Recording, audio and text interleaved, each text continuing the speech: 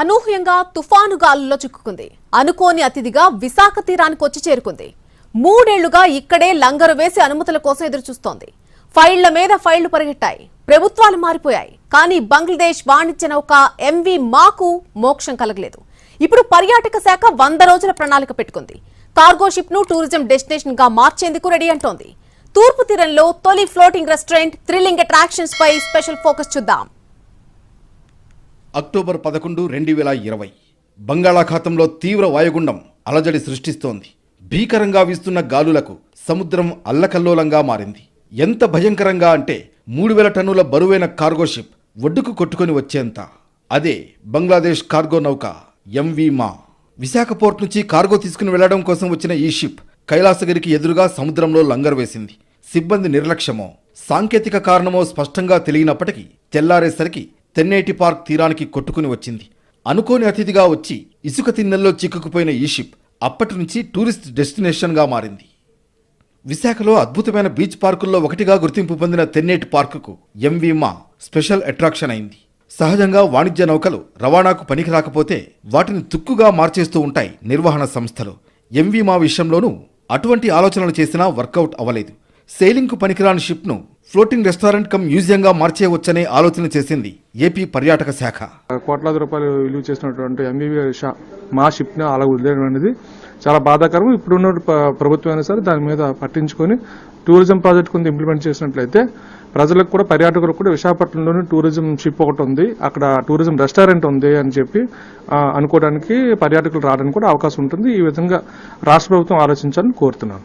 ఆ దిశగా నిరంతరం జరిగిన ప్రయత్నాలు ఇప్పుడిప్పుడే కొలిక్కి వస్తున్నాయి.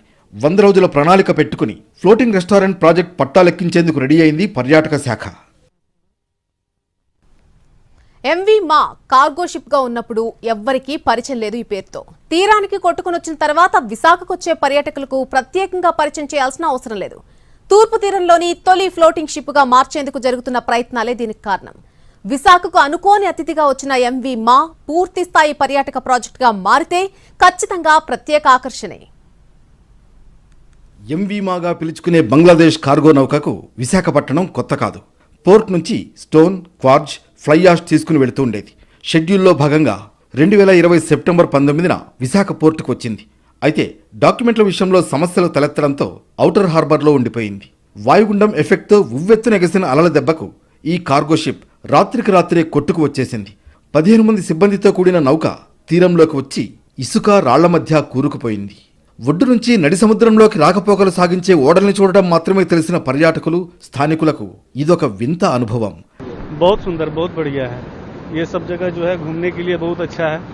इसको और थोड़ा बढ़िया से बनाया जाए, अगर इसके ऊपर थोड़ा सा ध्यान दिया जाए तो बढ़िया पिकनिक स्पॉट या दार्शनिक स्थल बन सकता है. बहुत बढ़िया रहेगा. तब तक मतलब जो है सैलानियों का यहाँ पर जमघट लग जाएगा. గతంలో 1-2 సందర్భాలు ఉన్నా ఈ విధంగా దెబ్బతిని ఎంత ప్రయత్నించినా అంగుళం కూడా కదలని పరిస్థితి తలెత్తడం ఇదే మొదటిది. దీన్ని తిరిగి బంగ్లాదేశ్ పంపించేందుకు ఉన్న అన్ని మార్గాలను పరిశీలించారు. విశాఖపట్నం పోర్ట్ ట్రస్ట్ సైతం ఈ షిప్ హ్యాండింగ్లపై స్టడీ చేయించింది. తిరిగి సముద్రంలోకి పంపడానికి కోస్ట్ గార్డ్, ఇతర కేంద్ర ప్రభుత్వ సంస్థలన్నీ విఫలయత్నం చేశాయి. కానీ అవేవీ ప్రాక్టికల్గా వర్కౌట్ కావని అర్థమైంది. దీంతో బంగ్లాదేశ్కు చెందిన షిప్ యాజమాన్యం విలువైన యంత్ర సామాగ్రిని తీసుకువెళ్లిపోయింది. అప్పటికే ఫ్లోటింగ్ రెస్టారెంట్ ఆలోచనలతో ఉన్న ఆంధ్రప్రదేశ్ పర్యాటక సంస్థ ఎంవి మా అందుకు అనుకూలంగా ఉంటుందని భావించింది. గత 3 ఏళ్లుగా ఈ ప్రయత్నాలు జరుగుతున్నాయి. అదే సమయంలో విశాఖ పర్యాటకులకు ఈ షిప్ ప్రత్యేక ఆకర్షణగా మారింది. తెన్నేటి పార్క్ దగ్గర కొండను ఆనుకుని అలల మధ్య కనిపించే ఈ కార్గో వెసల్ ఓ సీనిక్ బ్యూటీ. అందుకే ఇక్కడికొచ్చే పర్యాటకులు వాహ్వా అనాల్సిందే. ఇతర రాష్ట్రాల నుంచి వచ్చిన టూరిస్టులు ఈ అందాలను మరింతగా ఆస్వాదిస్తున్నారు. ఒకవైపు కైలాసగిరి కొండ, మరొకవైపు విశాల బంగాళాఖాతం. సముద్రపు కెరటాలు దూసుకొస్తూ ఉంటాయి. ఉవ్వెత్తున ఎగిసి ఎంవి మాను గట్టిగా ఢీకొట్టి అంతే వేగంగా వెనక్కి వెళ్తూ ఉంటాయి. జిగేల్మనే లైటింగ్స్, అలల హోరు మధ్య ఫుడ్ ఎంజాయ్ చేస్తే, ఫుల్ ముండే నాడు అలల సవ్వడిని ఆస్వాదిస్తే వినడానికి ఆహ్లాదంగా అనిపిస్తున్న ఈ ఫ్లోటింగ్ రెస్టారెంట్ త్వరలోనే పర్యాటకులకు అందుబాటులోకి రాబోతోంది. ఇప్పటికే విశాఖ బీచ్లో కురుసురా జలాంతర్గామి TU-142 యుద్ధ విమానాలు పర్యాటకుల్ని ఆకట్టుకుంటున్నాయి. ఇప్పుడు ఎంవి మాను అదే పద్ధతిలో అభివృద్ధి చేస్తే విశాఖ పర్యాటక రంగానికి మరో మణిహారంగా మారుతుందని అధికారులు భావిస్తున్నారు. యాక్చువల్గా ఎంవి మా అనేది మనం మొదటి నుంచి కూడా దాన్ని ఒక ఫ్లోటింగ్ రెస్టారెంట్గా లేదంటే ఒక మ్యూజియంగా తయారు చేద్దామని మొదటి నుంచి టూరిజం డిపార్ట్మెంట్ దానికి కట్టుబడి ఉంది. ఇప్పటికి కూడా మేము దాని మీద కట్టుబడి ఉన్నాం. ఆల్రెడీ మొన్న గ్లోబల్ ఇన్వెస్టర్స్ సమిట్లో కూడా ఎంఓయూ సైన్ చేసుకున్నారు గిల్ మెరైన్స్ అని చెప్పేసి. వాళ్ళు ఇంటర్నల్ వర్క్స్, స్టెబిలైజేషను, యాంటీ రస్టింగ్, ఆ వర్క్ అంతా కూడా చేసుకుంటున్నారు. The only thing is we need to get permission from CRZ దగ్గర మేము వేసినటువంటి అప్లికేషన్ పెండింగ్లో ఉంది. బట్ ఫారెస్ట్ అప్రూవల్ మాకు పెద్ద ఇష్యూ కాదు, త్వరలోనే వచ్చేస్తుంది. సిఆర్జెడ్ నుంచి కూడా మనకు పర్మిషన్ వచ్చినట్టయితే ప్రాజెక్ట్ ఈజీగా తొందరలోనే స్టార్ట్ చేస్తాం. దానికోసం చర్చలు జరుగుతున్నాయి. ఇప్పుడు గవర్నమెంట్ కూడా దాన్ని 100 days యాక్షన్ ప్లాన్లో పెట్టుకుంది. లభించే ఆదరణను బట్టి ఆ తర్వాత దశలో రెస్టారెంట్, ఎంటర్టైన్మెంట్ వంటి అంశాలను జోడించాలని అనుకున్నారు. జిప్ లైనర్, సీడెక్ వంటి అదనపు హంగులు కల్పించేందుకు ప్రణాళికలు జరుగుతున్నాయి. కానీ ప్రాజెక్ట్ ఇంతకాలం ఆశించినంత వేగంగా ముందుకు సాగలేదు. కారణం పర్యావరణ, అటవీ అనుమతుల దగ్గర ఎదురైన జాప్యం. తెన్నేటి పార్క్ తీరం పర్యావరణ పరంగా సున్నితమైన ప్రాంతం. దీంతో ఫ్లోటింగ్ రెస్టారెంట్ కోసం జరుగుతున్న ప్రయత్నాలపై అభ్యంతరాలు వ్యక్తమయ్యాయి. కోస్టల్ రెగ్యులేటరీ జోన్ నిబంధనల మేరకు ఇక్కడ శాశ్వత ప్రాతిపదికన ఎటువంటి నిర్మాణాలు ఉండేందుకు ఆస్కారం లేదు. అదే సమయంలో ఫ్లోటింగ్ రెస్టారెంట్ ఏర్పాటు వల్ల ఎదురయ్యే వ్యర్థాల కారణంగా సముద్ర జలాలు కలుషితమయ్యే ఇబ్బందులపైన అభ్యంతరాలు వ్యక్తమయ్యాయి. పర్యావరణ, అటవీ అనుమతుల జాప్యం కారణంగా ఇంతకాలం ఫ్లోటింగ్ రెస్టారెంట్ ఏర్పాటు అనేది ఒక ప్రయత్నంగానే మిగిలిపోయింది. ఈ తరుణంలో జోడిగుళ్లపాలెం నుంచి ఎంవి మా వరకు రహదారి నిర్మాణానికి అటవీ శాఖ క్లియరెన్స్ ఇచ్చింది. సిఆర్జెడ్ అనుమతులు త్వరలోనే లభిస్తాయని భావిస్తుండగా గిల్ మెరైన్ కంపెనీ పనులు ప్రారంభించింది. ఓడ తుప్పు పట్టకుండా తీసుకునే చర్యలు సహా ఇంజనీరింగ్ వర్క్స్ జరుగుతున్నాయి. అన్నీ అనుకూలిస్తే అక్టోబర్ నాటికి తూర్పు తీరంలో తొలి ఫ్లోటింగ్ రెస్టారెంట్ అందుబాటులోకి వచ్చినట్లే. ఎక్కువ కాలం నిరుపయోగంగా ఉండిపోతే సముద్రంలో కలిసే వ్యర్థాల కారణంగా మత్స్య సంపద, జాలర్లకు ఇబ్బందులు ఎదురవుతాయని ఆందోళన ఉంది. ఇప్పుడు అనుమతులు కూడా ఒక్కొక్కటిగా వస్తున్నందున ఫ్లోటింగ్ రెస్టారెంట్ అదనపు ఆకర్షణ కానుంది. ఎంవి మా ఒడ్డు కొట్టుకుని వచ్చిన తర్వాత అసలు స్టోరీ మొదలైంది. తరలించడం సాధ్యం కాదు కనుక ఫ్లోటింగ్ రెస్టారెంట్ గా మార్చేయాలని పర్యాటక శాఖ ప్రణాళికలు చేసింది. ఇన్వెస్టర్లు కూడా రెడీగానే ఉన్నారు. కానీ కీలకమైన పర్యావరణ అనుమతుల దగ్గర కొర్రీలు పడ్డాయి. అభ్యంతరాలకు సమాధానాలు పంపించింది రాష్ట్ర ప్రభుత్వం. దీంతో 3 ఏళ్ల నిరీక్షణ తర్వాత ఫ్లోటింగ్ రెస్టారెంట్ కమ్ మ్యూజియం నిర్మాణం సన్నాహాలు ఊపందుకున్నాయి.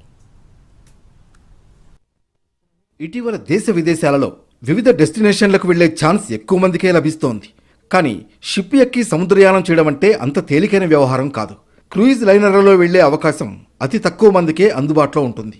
అది కూడా కొద్ది గంటలు ఫ్యామిలీతో ఆ థ్రిల్ ఎంజాయ్ చేయాలంటే ఖచ్చితంగా ఫ్లోటింగ్ రెస్టారెంట్తోనే సాధ్యం.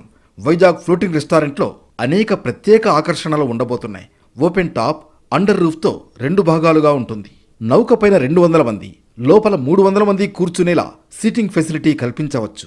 కేవలం రెస్టారెంట్గా మాత్రమే కాకుండా దీన్ని మ్యూజియంగా కూడా తీర్చిదిద్దాలనే ఆలోచన ఉంది. రోజున ఫ్లోటింగ్ రెస్టారెంట్ కనుక తయారు చేస్తే పొల్యూటెంట్స్ ఏమైనా సీలో విడిచిపెడతారని చెప్పేసి ఒక అబ్జెక్షన్ రైజ్ చేశారు.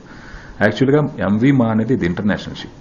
ఆ షిప్లోనే ఇన్బిల్ట్ ఎస్టీపీ ప్లాంట్ ఒకటి ఉంటుంది ప్రతి షిప్లో కూడా. Without those safety measures they won't get any license. So luckily enough MV మాలో ఉండేటటువంటి STP still it is in working condition.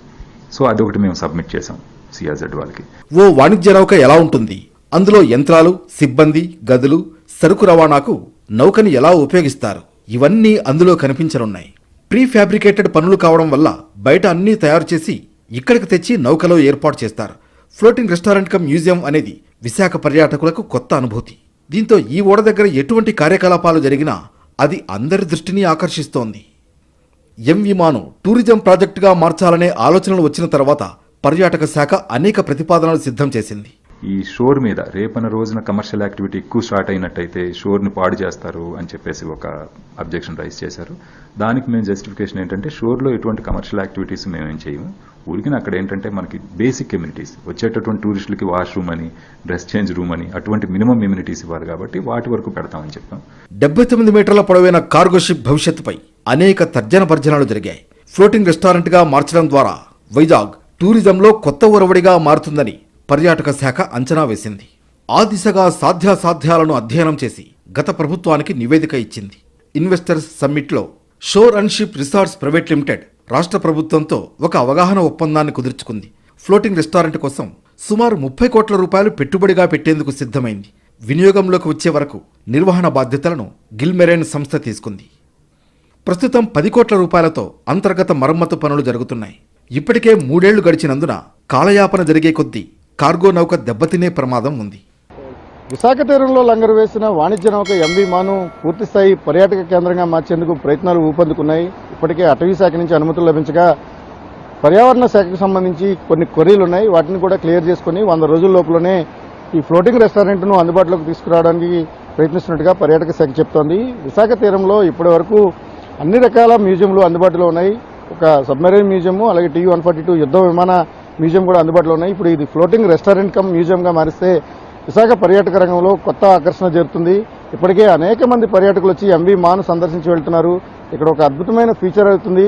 Tenneti park ప్రాంతం అంతా కూడా కొత్త పర్యాటక కేంద్రంగా మారుతుందనే అంచనాలు కూడా ఉన్నాయి. ఇప్పటికే 10 కోట్ల రూపాయలతో మరమ్మతు పనులు కూడా జరుగుతున్నాయి. ఈ పనులన్నీ పూర్తి చేసుకుని ఖచ్చితంగా 100 రోజుల ప్రణాళికలో భాగంగా ఈ ఎంవి మా నౌకను పూర్తిస్థాయి ఫ్లోటింగ్ రెస్టారెంట్గా మారుస్తామని, ఇది తూర్పు తీరంలోనే మొదటి ఫ్లోటింగ్ రెస్టారెంట్గా కూడా మారుతుందని పర్యాటక శాఖ చెప్తుంది. ఆ ప్రయత్నాలు మరికొద్ది రోజుల్లోనే సాక్షాత్కారం కాబోతున్నాయి. కెమెరామెన్ శ్రీధర్తో రవిచంద్రన్ టీవీ, విశాఖపట్నం.